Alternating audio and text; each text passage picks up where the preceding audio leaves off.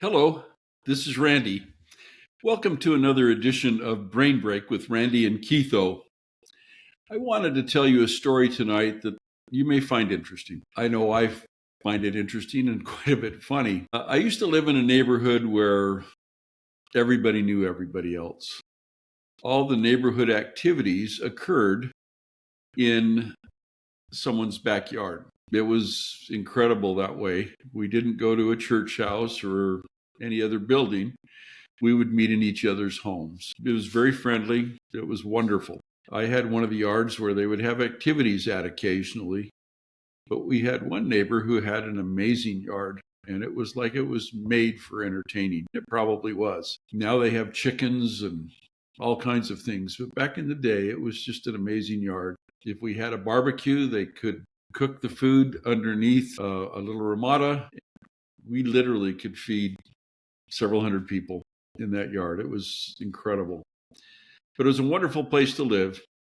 Now, before we moved into the neighborhood, there was an older lady that had lived on one of the streets, and she was always puttering about her yard. She would wave to everybody, whether she knew them or not, she would wave. On a certain day, everybody that drove by would stop, honk, and wave, but nobody stopped, got out, and talked to her. And it wasn't until later in the afternoon, after somebody thought, she hasn't moved. She's still in the yard. I think she was in the same place when I came by earlier. Now, in Arizona, you don't lay in the sun for very long. Unfortunately, she had fallen and couldn't get up. Her waving was to signal to people that she needed help to get up. Unfortunately, everybody wanted to be friendly, but nobody stopped to check on her. That became a word of warning to all of us in that neighborhood, that it was important for us to check on each other, to look out for each other. Now, that was a wonderful ward. I don't know what it's like now, but before the pandemic, people stopped by and just visited. It was great. It was not just that immediate neighborhood, but in other areas around there. It was an older part of Mesa where I live. It was wonderful. I was grateful to have lived there. When we moved here about almost 6 years ago now, we just couldn't find a house that met our needs, so we moved. We still miss those folks. They're still great friends. I know we moved where we were supposed to, but I still miss them. I'm telling you another story or two about people that just would look out. I used to take my dog. Her name was Bear. My wife gave her that name because she was so timid when we got her as a rescue. Turned out she wasn't timid at all. So we had this female dog, part poodle, and she was not timid at all. She was very protective of my wife and I, but she loved to go on walks until she got older. And, I used to go for a walk every day. 4 days a week, I would walk about 3.5 to 4 miles.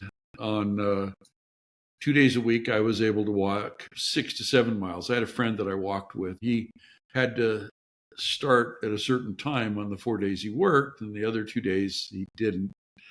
And so we just had a marvelous time walking and talking, solving the world's problems. But one day I was due to have a procedure done. And it was one of those procedures where I couldn't drive myself because I wouldn't have been able to drive myself home. Yet my wife woke up and she was really ill. Now, I had waited for months for this procedure. Just as I was fretting, because I had to be there early in the morning, my doorbell rang. It was my former next door neighbor. I had moved about a block and a half away into a smaller one level home. I opened the door. There stood Alan. I said, "Hello. How are you?" He says, "Well, I'm doing fine." He says, "I just didn't see you walking today." I said, "No, I need to go to the hospital." But I said, "I'm looking for a ride." He said, "Well, maybe that's why I stopped by." I guess it was, but he took me to the hospital and he came back and picked me up. And just so you know, the procedure didn't work. But I had a great neighbor. In fact, when we lived next door to each other, I would be smoking, barbecuing ribs. He would always poke his head over and smell. I would always hand him a half a rack of ribs or something. I loved Alan. He was a great guy. He has since passed, but I'm grateful that he was sensitive to the Spirit, decided to check up on me just because he hadn't seen me that day. I didn't know he was seeing me any day.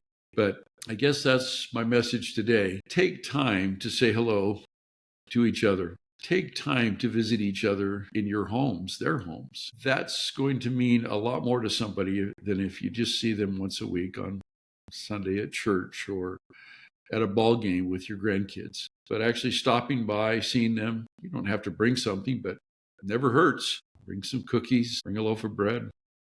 I had a friend that was diabetic, and I had always stop and bring some celery. They could never do without having enough celery. There was always room for celery, they said. I'm not sure if that was true, but I didn't want to get in trouble with their son for taking them something that would negatively influence their diabetes. I want to thank you again for joining me for this episode of Brain Break with Randy and Keitho. Please like and subscribe. Tell your friends about us. We would love to have more of you listening. It's enjoyable for us to share this with you. I hope you like the stories. If you have any ideas or suggestions, please send them along.